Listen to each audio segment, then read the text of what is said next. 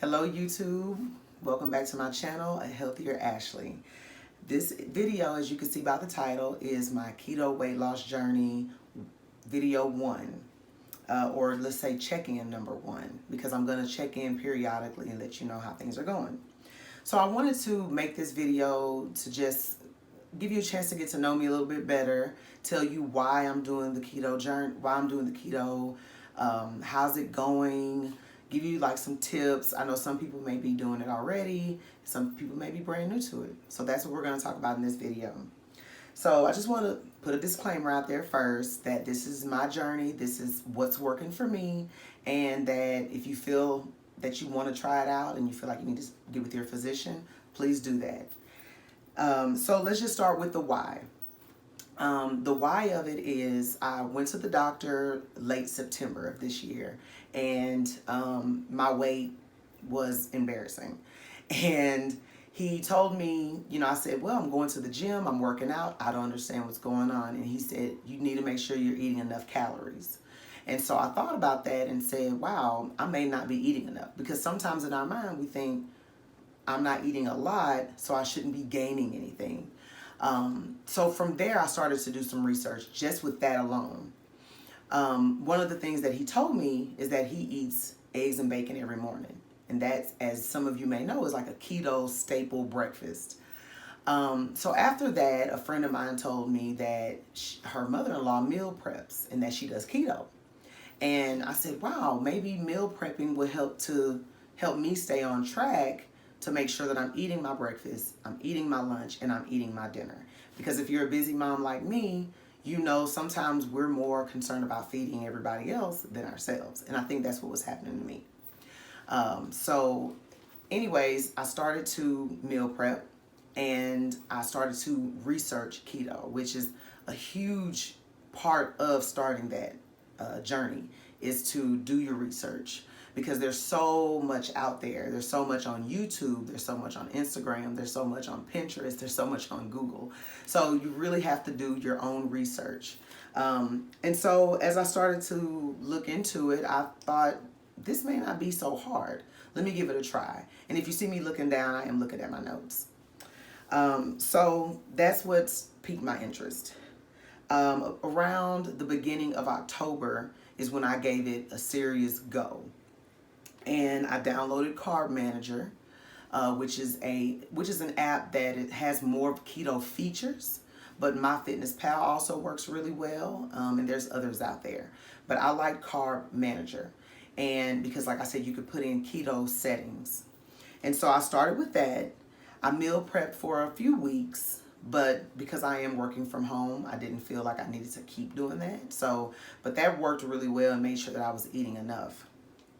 Other things that I did was I started to intermittent fast. Now, I've done this before, and some people, and I can make a completely other video for intermittent fasting, but if you've never done it before, then it could be really difficult. But for me, it wasn't.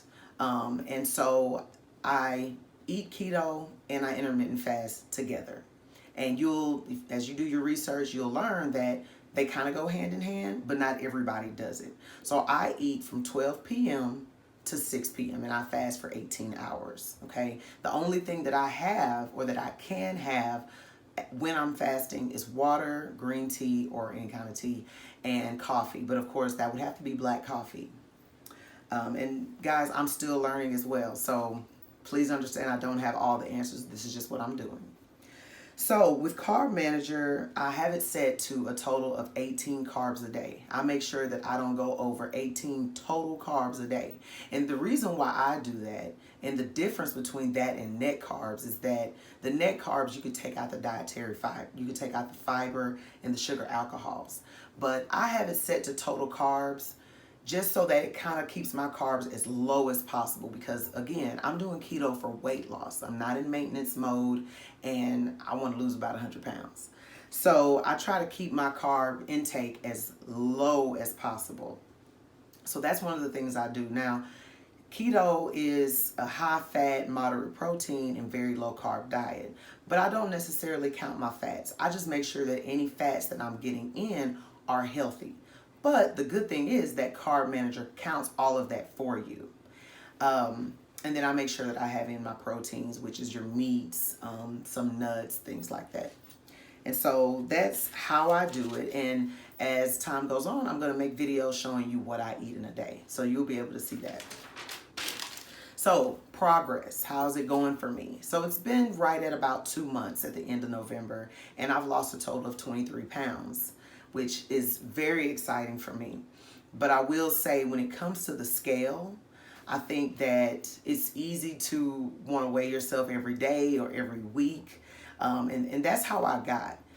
It's good to weigh yourself every week if you want to know how things that you're putting in your body makes your body react. And what I mean by that is, you may think that eating low carb tortillas, which I talked about in my previous video, are really good for you. So you may eat a low carb tortilla every day, and you may notice that you're not losing as much as you think you should lose.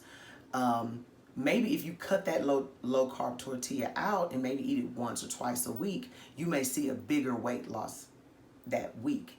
And so then you can say, okay, let me slow it down on the low carb tortillas, because at the end of the day, it's still carbs, and it's not, you try to get most of your carbs from your vegetables.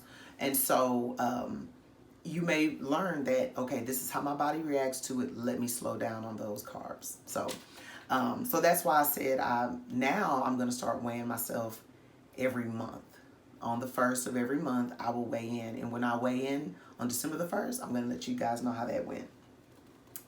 So when it comes to weight loss, another thing that I found very interesting is that you start to feel your clothes feeling different. When I work out at the gym, I work out differently. And what I mean by that is I'm actually able to run on the treadmill. I get on the Stairmaster, and I'm actually able to be on there for like 15 minutes. Used to be I couldn't be on there for a whole minute. But as I start to see the weight come off, I am able to do things for longer periods. I have a little bit more energy in the gym, and things just start to change. So, and I say that because it's not all about the scale and what the scale says. It is nice to see the scale go down, but don't get discouraged if you've only lost a pound that week, because there's so much other stuff that goes into weight loss and being healthier. And so I just want to say, your clothes may start to feel different. Maybe go out and celebrate by buying a smaller pair of jeans or a smaller dress size. And when you put that on, you're like, oh my gosh, I can actually fit into it. So the inches and the fat are actually coming off. It's just that the scale is not going down as fast as you may want it. And that's something that I noticed about myself, because I did try on clothes that I couldn't fit before. I'm able to fit it now. I have my husband do my measurements once a month. It looks different. I also he takes pictures of me, and they look different. You can look at my Instagram at @ahealthier_Ashley, that my pictures look different. So there's many things that show progress other than just the scale. And I just wanted to make that a point, because it's so easy to weigh yourself so much and easily get discouraged. And remember, this is a journey. The weight didn't come on overnight. The weight's not going to go away overnight. And that's what I have to keep telling myself. And so, and when we get to that, when I speak on it didn't come off, it's not going to come off that fast, that brings me to another point. How long will I do this? I actually want this to be a lifestyle change for me. I love it. It's been really good. I feel great. My body feels really good. You will notice the difference when you are no longer eating those heavy carbs and those, bad trans fats and lots of fast food. Keto truly makes you stay in your kitchen, cook your own food, and get creative in the kitchen. And so when you start to do that and you notice how your body reacts to it, it's really a good feeling. And there's different ways to keto. Some people keto for weight loss. That's where I'm doing right now. But then also there's maintenance mode. And so a lot of videos on YouTube are for maintenance mode. And that's one of the mistakes I made. I'm not going to say mistake, but that's one of the things that I noticed when I would watch a lot of YouTube, was that a lot of people would say, oh, well, I eat this and I eat that, but they're in maintenance mode. They've lost their weight. Well, I'm trying to lose a lot of weight, so I'm not in maintenance mode. And there's a different type of eating. Typically, when you are in weight loss mode on keto, you stay between under 20 net carbs, okay? But when you're in maintenance mode, you can eat between 20 to 50 net carbs, which opens your window up to so much more food. And so, and that's okay, but that's just not where I'm at. And so it's just important to know the difference. And some of the differences between that is all of the keto snacks out there. Duncan Hines has like a keto cake in a cup. And those are really delicious, but I try to stay away from them. I try to let that be a treat maybe once a month. Because again, as I'm trying to lose weight, like I talked about in my last video, and you'll see when I cook and I make recipes, that it's important to eat as clean as possible when you're really trying to get that weight off, okay? So, like I said, for how long I'm doing this is a lifestyle change. And I'm so excited that you guys are along for the ride with me. So, I want to end this video with just a few tips. Number one, if you have an Aldi, Aldi is a grocery store. I live in Texas, and Aldi is a grocery store here that they've kind of been popping up everywhere. And surprisingly, Aldi is very cheap, very inexpensive, and it has very high quality foods. A lot of keto friendly foods. A lot of your fruits and vegetables, your low carb tortillas, your sauces, your cheeses. One of my favorite cheeses came from Aldi. A lot of good snacks if you have kids.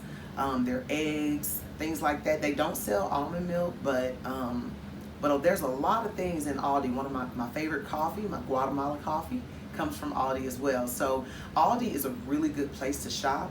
So if you're like me, we have H-E-B here in Texas, and I love to shop at H-E-B. But before I go to H-E-B, I go to Aldi first, and that way I get the bulk of the items that I can get from them by spending, less money, and then whatever else I couldn't get, I go to H-E-B and I get the rest. So that's just one of my first tips.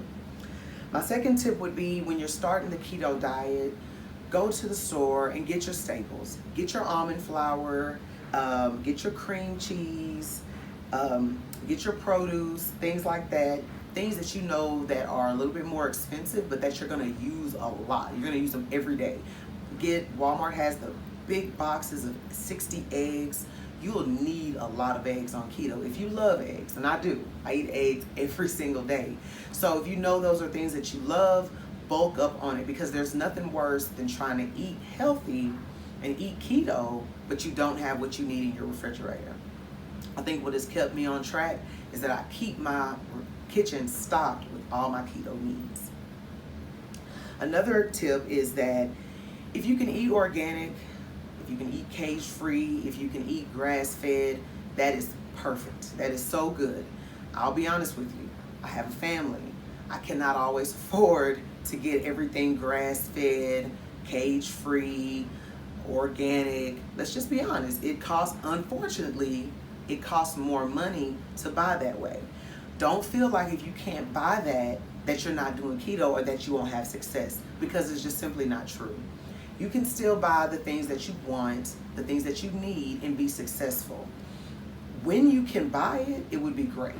I splurge on my butter, I splurge on my eggs, but I cannot always buy the grass-fed beef.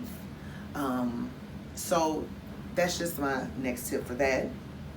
Another thing would be when you buy your fruit. Now, some of you may know that on keto, there's not a lot of fruit. I love bananas, but I don't eat bananas. I love apples, but I don't eat apples. Those are high in carbs. But you can eat berries. And berries are really good, especially like in your yogurts, if you're doing sugar-free or Greek yogurt, plain Greek yogurt, and you want to add some berries. Or if you do have like keto yogurts and you want to add berries, then that makes a world of difference. And so for my last tip, make sure that you are drinking your water. And I bought this water jug on Amazon. I don't remember how much it costs, but this helps me so much. This allows me to fill it up at 8 o'clock, and I time myself. So right now it's about 1 o'clock and I'm still at 12 p.m. So I need to get to drinking. But this allows me to stay on track. If I see it at a certain time, and even my kids remind me sometimes, like, Mommy, you're late. So, but this helps to keep you on track. And this is about half a gallon of water. And so, you know, not saying you have to drink a whole gallon of water every day. I don't. But I do try to get to the point to where I at least finish it and refill it. 1.5 or so is really good. But if you're getting sparkling water, you have other bottles of water, things like that, then that's still water as well. But my goals every day is to finish this entire jug of water. So that's just a tip. And I know I said that was my last one, but my very last one is to plan out your meals, plan out your groceries, write down a grocery list, read your labels, and do everything that you can to allow yourself to be successful. When you're in a hurry and you want to just zoom through a drive-through, that's what makes it so easy to fall off that weight loss journey or those goals that you had, because you're in a rush and you don't have anything already prepared or you don't have anything already prepped. It's so easy to fall off that train. But when you plan and you make those preparations and you write down your grocery list, you're going to be very successful. So guys, that's all for today's video. I appreciate you guys watching. Remember to follow me on Instagram, and I'll check you guys out in my next video. Bye-bye.